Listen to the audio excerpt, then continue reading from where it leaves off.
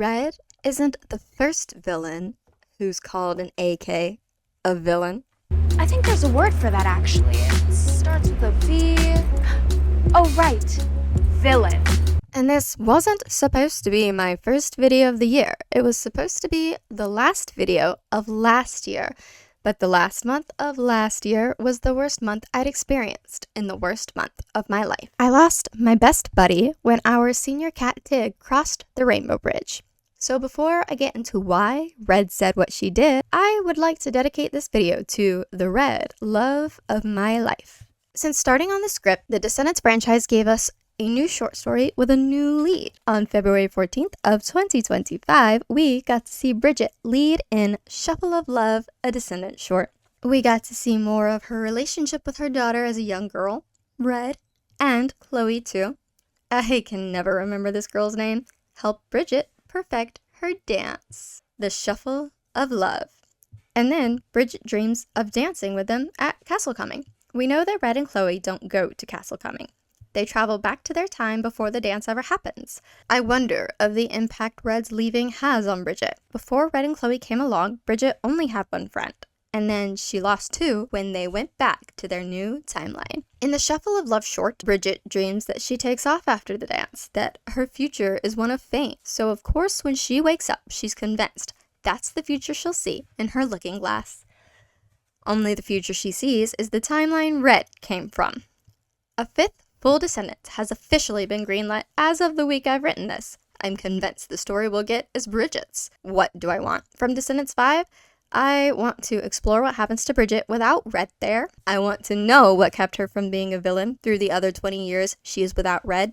Who is she without Red? Do Ace and Chester make it out without being spelled by Queen of Hearts? Will they show up in Descendants 5? There are so many questions left unanswered. The most important of all, was it really Cinderella who spelled Bridget in the original timeline? We know that a villain, and they are not villain kids, could never have opened the Forbidden Cookbook. Chloe herself proved that to us. This wouldn't be the first instance a hero acted like a villain. Chloe, like mother, like daughter. Stealing Red's pocket watch isn't even the first instance, and it isn't even Audrey either. This is a video about shorts. Before the first Descendants movie ever came out, they released a short mini-series on YouTube. This mini-series was called School of Secrets, not to be confused with the Descendants Junior novels titled the same.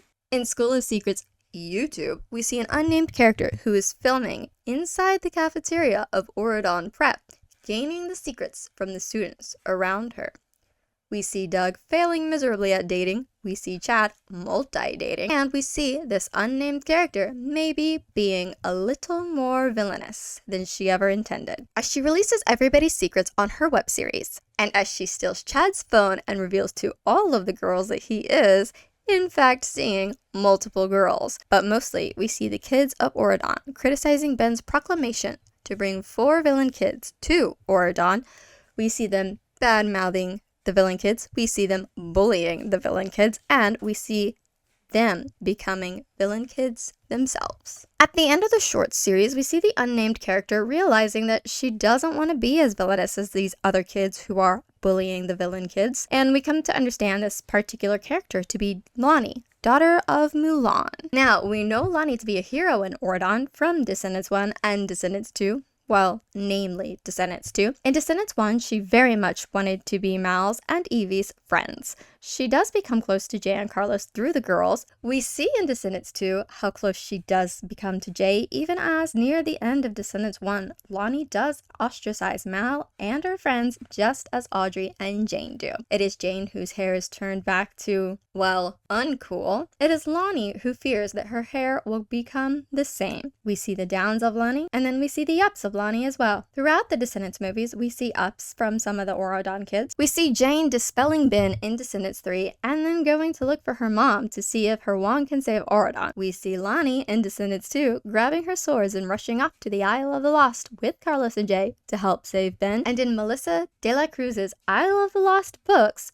we see Chad doing small favors for Ben, such as driving him all the way to Cinderellaburg. But we also see in the first movie how Chad tries to set Evie up for cheating, how he tries to steal Ben's crown in Descendants 2, and of course in Descendants 3 we see Chad following after Audrey's wicked ways. And speaking on Audrey and her wicked ways, she does become a villain kid herself in Descendants 3. The Auradon kids aren't the only ones who have their ups and their downs, such as Jane trying to steal the wand in Descendants 1. Of course, the villain kids also have their downs, such as Mal spending all of Descendants 1 trying to steal the wand herself. It is Ben who tells Mal that she can be good, and she just has to listen to her heart. And it is Evie, Jay, and Carlos who all decide after listening to their hearts that they will be good. Of course, they do all still have their downs after.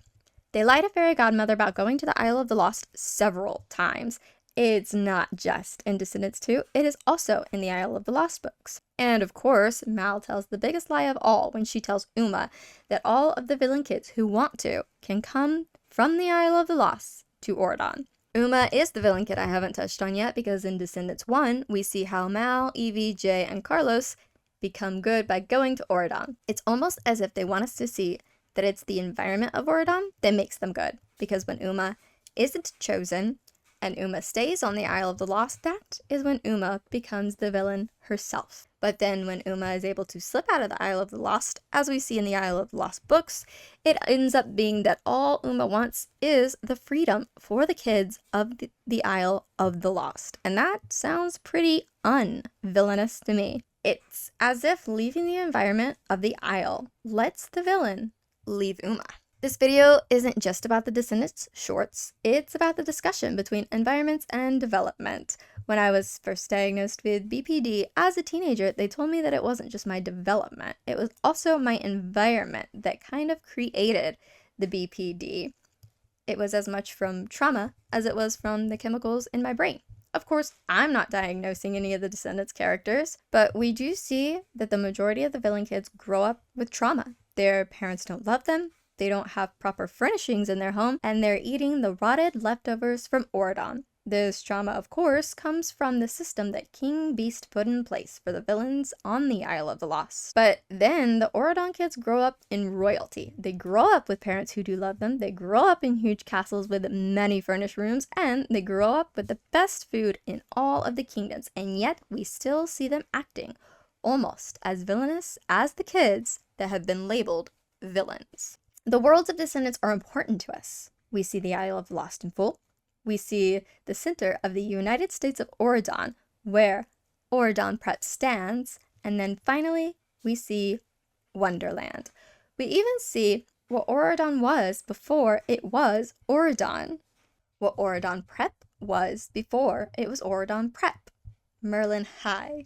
But it's not just the worlds that are important to Descendants, it's the people too. It's the Auradon kids, it's the villain kids, it's all of the kids and all of the parents in between. Speaking on the kids, not 2 days after I initially finished writing the script, the new greenlit Descendants actually announced new cast members. So Red is getting a sister, Maddox is getting a son, we're getting more siblings of already established VKs, and it looks like we're even getting the Shmee twins back. But who are we not getting? That's right, Ace and Chester. I'm really hoping that many of these new revealed characters will tell the story of what happens in Red's new timeline. Only time can tell, but I absolutely cannot wait until we find out. And reverse, left, right,